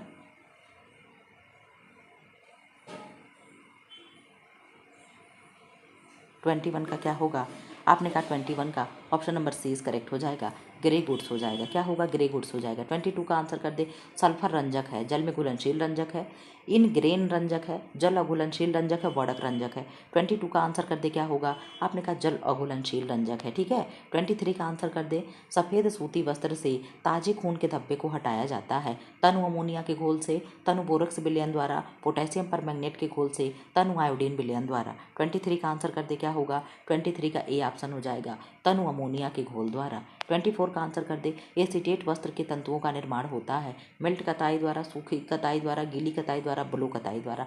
आंसर कर दे 24 का, क्या होगा? आपने कहा 24 का ऑप्शन नंबर 20 करेक्ट आंसर हो जाएगा, सूखी कताई द्वारा। 25 का आंसर कर दें, कौन सा राज्य कांचीपुरम सिल्क के लिए प्रसिद्ध है? तमिलनाडु है, केरल है, कर्नाटक है, राजस्थान है। तो 25 का क्या हो जाएगा? तमिलनाडु इस करेक्ट आंसर हो जाएगा, कांचीपुरम सिल्क के लिए तमिलनाडु प्रसिद्ध है, ठीक। 26 का आंसर कर दें, वह विधि जिसमें कोकून को गर्म पानी में डालकर नर्म किया जाता है, वह धागा ढूंढा जाता है। थ्रोइंग है, रीलिंग है, वीविंग है, शेयरिंग है। आप जानते हो क्या हो जाएगा? तो वो थ्रोइंग हो जाता है। क्या होता है? थ्रोइंग हो जाता है, ठीक। क्वेश्चन नंबर 27 का आंसर कर दें, मासिक चक्र की सामान्य अवधि क्या होती है? आपने कहा 28 डेज होता है, ठीक है। 28 का आंसर कर दें, 28 का क्या होगा? गर्भावस्था के दौरान लार परीक्षण, स्पेयर परीक्षण, एमनियोटिक परीक्षण संबंधित है। लिंग निर्धारण, शारीरिक विकास, नैदानिक स्तर और इनमें से कोई नहीं। 28 का आंसर करें, क्या होगा? तो 28 का option number A correct answer हो जाएगा, लिंग निर्धारण से। क्या होगा? लिंग निर्धारण से। पॉस्को एक्ट का अर्थ क्या है? बाल श्रम से सुरक्षा है, लैंगिक अपराधों से बच्चों की सुरक्षा है, लैंगिक असमानता से बच्चों की सुरक्षा है, बच्चों के लिए शिक्षा का अधिकार है। 29 का क्या होगा? आपने कहा मैम 29 का 20 करेक्ट आंसर हो जाएगा, लैंगिक अपराधों से बच्चों की सुरक्षा है। 30 का आंसर कर दे, क्या होगा? बाल श्रम निषेध कानून किस आयु वर्ग के बच्चों के लिए बनाया गया है? 30 का क्या होगा? आपने कहा मैम 16 वर्ष से कम उम्र के बच्चों के लिए बनाया गया है, ठीक। इधर आ जाओ, क्वेश्चन नंबर 31 का आंसर कर दो, जीवन की क्या है? जीवन की किस अवस्था में अन्य अवस्थाओं की अपेक्षा आनुपातिक रूप से विकास एवं वृद्धि अपनी चरम सीमा पर होती है? प्रसव पूर्व, प्रसव पश्चात, बाल्यावस्था, प्रौढ़ावस्था। आंसर कर दे, क्या होगा? क्वेश्चन नंबर 31 का। क्वेश्चन नंबर 31 का क्या आंसर होगा? आपने कहा मैम इस करेक्ट आंसर हो जाएगा, प्रसव पूर्व हो जाएगा। क्या होगा? प्रसव पूर्व हो जाएगा। एफएसएच का विस्तारण क्या है? एफएसएच का फुल फॉर्म पूछ रहा है, तो ये तो जितने भी बच्चे मुझसे रोज जुड़े हुए हैं, अक्सर ये क्वेश्चन मैं करा ही देती हूँ। क्या होता है? Follicle stimulating hormone. तो फॉलिकल स्टिमुलेटिंग हार्मोन कहाँ दिया है? आप कहोगे मैम 32 का ए में दिया है फॉलिक्यूलर स्टिमुलेटिंग हार्मोन, ठीक है। फॉलिकल होता है, फॉलिकुलर भी आप मान सकते हो, आपके ऑप्शन के हिसाब से सही जाएगा। 33 का आंसर कर दे, अंडोत्सर्जन की प्रक्रिया है, अंडा बनाना, अंडे का निष्कासन, अंडे की वृद्धि, में से कोई नहीं। तो 33 का क्या होगा? आपने कहा मैम 20 करेक्ट आंसर हो जाएगा, अंडे का निष्कासन हो जाएगा। 34 का आंसर कर दें, वनस्पत कोशिका तथा जंतु कोशिका में समान रूप से पाया जाता है। क्या पाया जाएगा? क्लोरोफिल, ग्लाइकोजन, स्टार्च, केंद्रक तथा जीव द्रव्य। 34 का क्या होगा? आपने कहा ma'am option number D correct हो जाएगा, केंद्रक तथा जीव द्रव्य हो जाएगा। 35 का आंसर कर दे, क्या होगा? डैश डैश डैश अंतर कोशिकीय पाचन प्रणाली उपलब्ध कराता है, राइबोसोम, गाल्जी बॉडी, लाइसोसोम और आंत। क्या होगा 35 का? आपने कहा ma'am option number C correct हो जाएगा, लाइसोसोम हो जाएगा, ठीक है। आंसर कर दो 36 का, कपड़े की लंबाई की तरफ ज़्यादा सिकुड़न होती है, ताने धागे की करघे पर करघे पर खींच कर रखा जाता है। कौन सत्य है, कौन असत्य है? आपने कहा मैम 36 का ऑप्शन नंबर 20 करेक्ट हो जाएगा, आर सत्य है और ये असत्य है, ठीक है। 36 का 20 करेक्ट हो जाएगा। 37 का आंसर कर दे, क्या होगा? सूत कातने की प्रणाली में चरणों को सही क्रम में व्यवस्थित करें। पहले क्या होगा? ड्राइंग होगा, कार्डिंग होगा, कंघी होगा, घुमाव देना। आप जानते हो पहले क्या होगा? कार्डिंग, फिर कॉम्बिंग होगा। तो 2 और 3 का क्रम लगा लो, 2 3 इसमें भी है, 3 2 इसमें है, ठीक है, 2 3 इसमें भी है और 2 3 इसमें भी है, तो एक को आपने काट दिया, आपके पास ये इतना बच गया। ठीक है, अब आंसर करो क्या होगा 37 का। आपने कहा मैम 37 का सबसे नंबर 1 पे कार्डिंग आएगा, तो 2 जहाँ से स्टार्ट वही आपका आंसर हो जाएगा। सब कट गया, आपका एक आंसर क्लियर हो गया। ऑप्शन नंबर 20 करेक्ट आंसर हो जाएगा। ठीक है, ऐसे भी प्रश्न को लगाते हैं। पहले क्या हो जाएगा, कार्डिंग होगा, फिर ड्राइंग होगा, फिर कॉम्बिंग होगा, फिर रोविंग होगा। ठीक है, अब इधर आ जाओ। 38 का क्या है, कार्य सरलीकरण की औपचारिक तकनीक है। प्रोसेस चार्ट है, साइक्लोग्राफ है, और ऑपरेशन चार्ट है, पाथवे चार्ट है। आंसर कर दे 38 का क्या होगा। आपने कहा मैम 38 का साइक्लोग्राफ क्या हो जाएगा, कार्य सरलीकरण की औपचारिक तकनीक है। बाकी प्रोसेस चार्ट, ऑपरेशन चार्ट और पाथवे चार्ट क्या है, तो अनौपचारिक यानी पेन पेंसिल है। ठीक है, इतना तो आपको पता होगा। 39 क्या है, टेबल लिनन में कौन सी बुनाई होती है। टेबल लिनन में कौन सी बुनाई होती है, तो आपने कहा मैम 12 बुनाई होती है। कौन सी, 12 बुनाई होती है। 40 का आंसर कर दे। चेक के प्रकार है, वाहक चेक, रेखड़ चेक, यात्री चेक, उपरोक्त चेक। तो आप जानते हो उपरोक्त चेक सब होते, चेक 10-12 प्रकार के होते हैं। मैंने आप लोगों को जब मैं पढ़ाऊंगी तो पढ़ाऊंगी, मैंने LT वाले बच्चों को बहुत अच्छे से पढ़ाया था। ठीक है, जब होम मैनेजमेंट आएगा तो पढ़ाएंगे। बैंक खाता धारकों को किन कार्डों की सुविधा दी जाती है। बैंक खाता धारकों को कौन से कार्ड दिए जाते हैं, आप कहोगे ATM card, debit card, credit card, सब दिए जाते हैं। ठीक है, 42 का आंसर कर दें। मानवीय संसाधन नहीं है, धन है, कौशल है। बहुत मजा आ रहा होगा आप लोगों को आंसर करने में। धन है, समय है, कौशल है, ज्ञान है। मानवीय संसाधन नहीं है, तो क्या नहीं है मानवीय संसाधन। आपने कहा मैम 42 का आप पूछ रही हैं, तो 42 का हो जाए। जल्दी जल्दी आंसर करो। आपने कहा मैम 42 का आंसर हो जाएगा, क्या होगा, धन जो है मानवीय संसाधन नहीं है। धन को हम चुरा सकते हैं, छू सकते हैं। 43 का आंसर कर दे। प्रायः मकान में कौन सा फर्नीचर अधिक उपयुक्त है, लकड़ी का, लोहे का, बेंत का, गद्देदार का। तो आप जानते हो लकड़ी के फर्नीचर क्या हम लोग को क्या, तख्ता है, बेड है, जो भी चीज़ें, अलमारी है, सब हम लोग लकड़ी के ही तो बनाते हैं। आपने कहा यस मैम। कला के सिद्धांत नहीं होते हैं, कौन नहीं है, अनुरूपता और दबाव, प्रकाश, दबाव, संतुलन, लय। बता दो क्या हो जाएगा 44 का। आपने कहा मैम प्रकाश नहीं है, क्या है, प्रकाश नहीं है। प्रकाश क्या है, कला के तत्व हैं। ठीक है, अब इधर आ जाओ। हाँ ठीक, क्वेश्चन नंबर 45। कमरे के अंदर किसी भी बिंदु पर प्रकाश की डैश डैश दिन में उजाले का भागफल है, क्या है, तीव्रता है, चकाचौंध, लक्स है, ल्यूमेन है। आंसर कर दे 45 का क्या होगा। आपने कहा मैम 45 का ऑप्शन नंबर 20 करेक्ट आंसर हो जाएगा, चकाचौंध हो जाएगा। 46 का आंसर कर दे। सरिस्का राष्ट्रीय उद्यान किस राज्य में स्थित है। गुजरात है, राजस्थान है, मध्य प्रदेश है, उत्तर प्रदेश है। GK GS का क्वेश्चन आ गया। आपने कहा मैम राजस्थान में है, कहाँ है राजस्थान में, गुजरात में क्या है, गिर है। ठीक है, MP में क्या है, जरा सा बता देना। उत्तर प्रदेश में दुधवा है। 47 का आंसर करो। एक व्यक्ति जो एक खरीदार है और वह उत्पादन का उपयोग करता है, क्रेता है, उपभोक्ता है, निर्माता है, शॉपकीपर है। वह व्यक्ति जो खरीदार है, तो खरीदार यानी उपभोक्ता होगा, क्या होगा। आपने कहा यस मैम, उपभोक्ता होगा क्या। आपने कहा मैम शॉपकीपर होगा। एक उत्पादक का उपयोग करता है, वह क्या होगा। 47 का D दे रहा है, शॉपकीपर हो। एक व्यक्ति जो खरीदार है और एक उत्पाद का उपयोग करता है, मेरे हिसाब से उपभोक्ता होना चाहिए। इस क्वेश्चन में D दे रहा है, आप लोग देख लेना। ठीक है, IAQ है, तत्काल वायु गुणवत्ता है। ये इंडोर एयर क्वालिटी है। औद्योगिक मतलब इसका विस्तारित पूछ रहा है। आंसर कर दो क्या होगा 48 का। आपने कहा मैम औद्योगिक वायु गुणवत्ता क्वालिटी है। ठीक है, क्वेश्चन नंबर 49 का आंसर कर दे। परिवार प्रणाली और प्रेरणा प्रदान करने वाले उनकी उप प्रणाली के इनपुट को कहा जाता है। मूल्य है, इन्वेट है, प्रभाव है, मांग है। 49 का आंसर कर दे क्या होगा। 49 का ऑप्शन नंबर D करेक्ट हो जाएगा, मांग हो जाएगा। और आप लोगों से एक बात और करनी थी, ठीक है, कि अच्छा चलो पहले मैं क्वेश्चन करा लूँ। 50 का आंसर कर दें। क्षेत्र दिवस आयोजित करना है, आंसर कर दे क्या है। 50 का क्या होगा। आपने कहा मैम समूह संपर्क विधि है,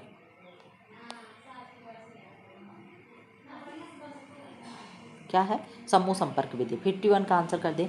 एक ऐसा प्रदर्शन जहां ऐसी किसी नई तकनीक की योग्यता को बताया जाता है जिसकी सफलता पहले से परखी जा चुकी है, कहलाता है। परिणाम प्रदर्शन, प्रथम पंक्ति प्रदर्शन, विधि प्रदर्शन, क्षेत्र प्रदर्शन। आंसर कर दे क्या होगा 51 का। और आप लोग के 40 क्वेश्चन मुझे कराने हैं। आपने कहा मैम परिणाम प्रदर्शन हो जाएगा। ठीक है, प्रसार शिक्षण एक डैश डैश किसकी विधि है। आंसर कर दें। आपने कहा मैम व्यवहारिक शिक्षण की विधि है। ठीक है, 53 का आंसर कर दे। Question number 53। किस आयु में बालक प्रयत्न एवं भूल द्वारा सीखता है। आंसर कर दे। प्रयत्न एवं भूल द्वारा बालक कब सीखता है।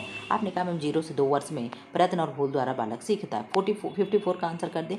जीवन चक्र विकास शुरू और समाप्त होता है, तो जीवन चक्र विकास शुरू कहाँ से हुआ, तो गर्भधारण से शुरू हुआ और वृद्धावस्था तक, नहीं नहीं नहीं नहीं नहीं नहीं, गर्भधारण से मृत्यु तक। ये क्या हो जाएगा, D इज करेक्ट आंसर हो जाएगा। ठीक है, क्या होगा, D इज करेक्ट आंसर हो जाएगा। आंसर कर दे 55 का।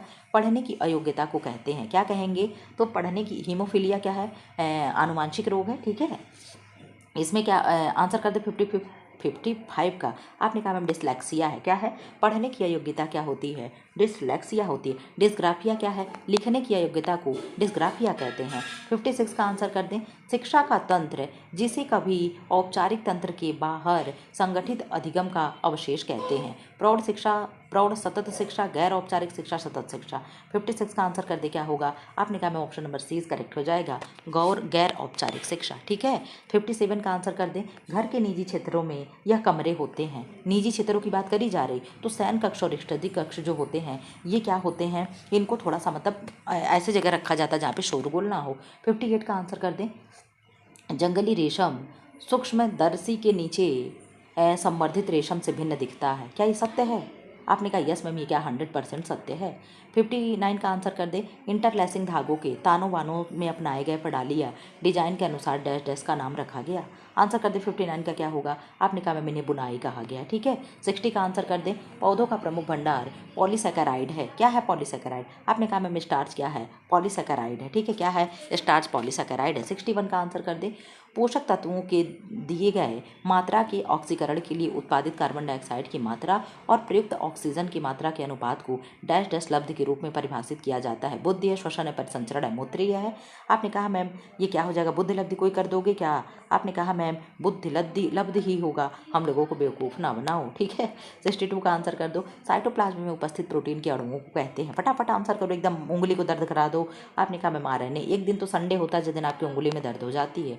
63 का आंसर कर दो। फ्राइनोडर्मा रोग किस पोषक तत्व की कमी से होता है? आपने कहा मैम फ्राइनोडर्मा की आप बात करती तो आवश्यक वशी अम्ल की कमी से होता है। ठीक है। 64 का आंसर कर दे। शरीर का तापमान 98.6 डिग्री होता है। ठीक है। 4 से 100 डिग्री फ़ारेनहाइट पर BMR कितने % बढ़ जाता है? तो आप जानते हो जब 1 डिग्री भी टेम्परेचर बढ़ जाता है, या कितने डिग्री बढ़ा है बताओ क्या हमें? बहुत बढ़िया क्वेश्चन दिया है, जोड़ घटाना सब दिया है। आप कहोगे मैम 98 से 99, 92 डिग्री टेम्परेचर बढ़ा है तो 1 डिग्री बढ़ता है तो 7% हो जाता है, 2 बढ़ेगा तो 14 हो जाएगा। आपको यहाँ पूरा गणित उड़ित सिखा दिया है। 64 का option number D is correct answer. बहुत बढ़िया क्वेश्चन था। ठीक है। 60, अरे भाई 83। अब लो, अब मैं क्या करूँ? 1 सेकंड का टाइम देना जरा। ए भाईला, मेरे पास इतने ही क्वेश्चन थे। ठीक है। आप लोग जो मिल रहा आप पढ़ो, अब 83 से देखना। ठीक है। गायब हो गया भाई, नहीं है। ठीक है। कोई नहीं, खैर ठीक है, कभी कभी हो जाता है। 83 का आंसर कर दो। मुझे लग रहा है ना कि जब फोटो में क्रॉप करने के लिए फोटो को ये कलर चेंज कराना पड़ता है ना, इसको क्या कहते हैं, फिल्टर उल्टर लगाना पड़ता है। तो जब मैं वहाँ एडिट करी हूँ ना तो लग रहा है कि वो पेज मैंने वापस लेना ही भूल गई। ठीक है। चलो खैर कोई नहीं। 83 का आंसर कर दो। परांग रंग एक कमरे को कैसा अनुभव कराते हैं? आंसर कर दो क्या होगा? आपने कहा मैम बड़ा अनुभव कराएगा। ठीक है। 84 का आंसर कर दें। निर्णय प्रक्रिया के साधन है। क्या है? निर्णय प्रक्रिया के साधन है तो आप कहोगे मैम उपरोक्त सभी हैं। संसाधन है, निर्णय प्रक्रिया है, ज्ञान एवं कुशलता है। ठीक है। 85 का आंसर कर दे। एक बार चेचक हो जाने पर प्राय उस व्यक्ति को दोबारा चेचक नहीं होता। क्यों? क्या कौन सी प्रतिरक्षा उसमें डेवलप हो जाती है? आपने कहा मैम 85 का हो जाएगा कि अर्जित प्रतिरक्षा के कारण क्या होती है, उसे दोबारा नहीं होता है। 86 का आंसर करो। जल शुद्धिकरण की रासायनिक विसंक्रमण विधि है में का प्रयोग नहीं किया जाता। किसका प्रयोग नहीं करेंगे? 86 का आंसर कर दो। आपने कहा मैम 86 का ऑप्शन नंबर ए करेक्ट हो जाएगा। लकड़ी का कोयला। ये PGT वाले बच्चों से बिल्कुल भी गलत नहीं होना चाहिए। 87 का आंसर कर दे। शरीर की प्रत्येक कोशिका में केंद्रक होता है, सिर्फ कोशिका ही अपवाद है। कौन सी कोशिका अपवाद है? 87 का आपने कहा मैम प्रौढ़ लाल रक्त कणिकाएं ही क्या हैं? अपवाद हैं, क्योंकि रेड ब्लड सेल्स में आप जानते हो कि केंद्रक नहीं होते हैं, केंद्रक विहीन होता है। 88 का आंसर करो। सामान्य अवस्था में रक्त श्वेत कणिकाओं की संख्या कितनी होती है? यानी WBC की संख्या पूछ रहा है तो WBC की संख्या कितनी हो जाएगी? सामान्य अवस्था की बात कर रहा है। आपने कहा मैम 6000 से 8000, लेकिन 6000 से 11000 होता तो बेस्ट ऑप्शन होता। ठीक है। आंसर कर दो 89 का। मूल्य मानवीय व्यवहार को प्रेरणा प्रदान करने वाले कारक हैं, यह कथन किसका है? 89 का आंसर कर दो। आपने कहा मैम निकिलियम डार्सी जी का है। 90 का आंसर कर दो और आपके पास 10% बचा है। निम्नलिखित में से कौन एकाकी परिवार का लाभ नहीं है? आंसर कर दो क्या नहीं है एकाकी परिवार का लाभ? आपने कहा मैम सामाजिक सुरक्षा एकाकी परिवार का लाभ नहीं है। कहते अकेले हो और यहीं पीटे डालेंगे। ठीक है। आगे पीछे कोई रोने धोने वाला भी नहीं है। पेशियों की थकान को मापने का यंत्र होता है, क्या होगा? आपने कहा मैम पेशियों की थकान को मापने के यंत्र को हम अर्गोमीटर कहते हैं। क्या कहते हैं? अर्गोमीटर। लैक्टोमीटर क्या है? दूध की शुद्धता मापते हैं। थर्मामीटर क्या है? टेम्परेचर मापते हैं बॉडी का। 92 का आंसर कर दो। निम्नलिखित में से कौन सुमेलित नहीं है? गुड़गांव परियोजना, इटावा, मारथंडम, नीलेखेड़ी। आंसर कर दो क्या सुमेलित नहीं है कौन सा? आपने कहा ma'am D is correct answer हो जाएगा। ठीक है। 93 का आंसर कर दो। ग्राम पंचायत का मुखिया कौन होता है? 93 का आंसर करो, फटाफट आंसर करो। आपने कहा मैम सरपंच होता है। कौन होगा? सरपंच होगा। आपके अब यही क्वेश्चन लास्ट चल रहे हैं। हरित क्रांति को विस्तृत प्रभाव किस पर अधिक पाया गया? मैंने आप लोगों को पढ़ाया था, चावल और गेहूँ पर इसका प्रभाव अधिक हुआ, पंजाब के क्षेत्र में हुआ। स्वामीनाथन जो है क्या है? भारतीय जनक है। और विश्व के कौन है? तो बोरलाग हैं। ठीक है, सब चीज़ें आप लोगों को रिवीजन होना चाहिए। 95 का आंसर कर दो। संचार क्रिया में सूचना प्राप्तकर्ता को यह भी कहा जाता है। क्या कहा जाता है? आपने कहा मैम यह भी कहा जाता है। तो क्या भी कहा जाता है? आपने कहा मैम यह भी कहा जाता है, डिकोडर कहा जाता है। ठीक है, दो व्यक्ति के मध्य संचार को जाना जाता है। क्या आप जानते हो? इंट्रा और इंटर पर्सन आप सुने होंगे हिंदी में, इंग्लिश में। आपने कहा मैम 96 का ये इस करेक्ट हो जाएगा। पारस्परिक संचार है। ठीक है, 97 का आंसर कर दो। क्या होगा क्वेश्चन नंबर 97? कार्यक्षमता तथा कार्य की आवश्यकताओं के बीच जितना अधिक सामंजस्य होगा उतना क्या होगा? ऑप्शन आप लोग पढ़ो, मैं केवल आंसर दूंगी, मैं समय दे रही हूँ।